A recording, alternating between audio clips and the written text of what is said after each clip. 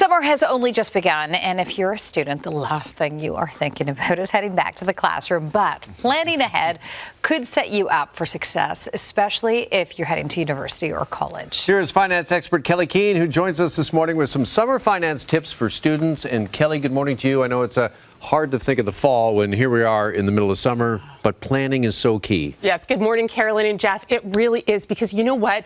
We all fall prey to something called the present bias. That's where we're focused on the now, ignoring the future. And it's not just adults, it's students too. So this is a great time to be thinking ahead, to your point. Okay, so your first tip, as always, is budget. Yes, I know we hate the dreaded B word, so let's give it an upgrade. Why don't we call it a plan, okay? We'll rebrand it. Plans are fun, you're in control, so you don't want the summer to slip by. So this is what I want you to do first. Make a list of everything, as a student, that you want to do this summer. Be exhaustive, and then pick 5 that at the end of the summer you're like, wow, that was awesome. And then you have to figure out how you're going to pay for it. So you want to look at what income do you have coming in? What expenses can you cut? Can you make coffee at home, cook at home? Use that for fun. How about travel or festivals and concerts, right? Can you volunteer for that? And then very lastly, I know this is a hard one, but maybe you could consider moving home for a couple of months. You're going to save a bundle. My niece did that. And even though she's paying a modest amount of rent to her parents, she's saving so much. She has more money to spend. So I know, not possible for everyone. Parents right now are just like, they were just having a sip of coffee. I know, pardon, Kelley? I'm so Big sorry. spit take.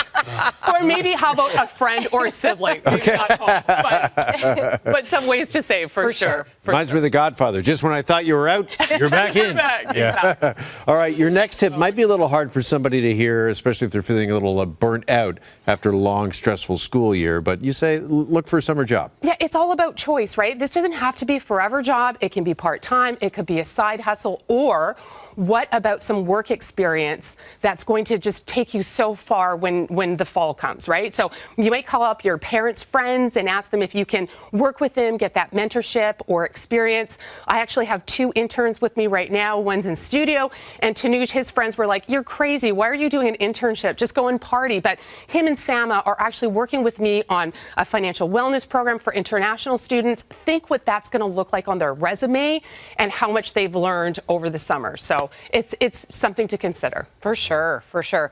Let's talk loans for a second. Yeah. Should students be thinking about this? It is never too early, Carolyn.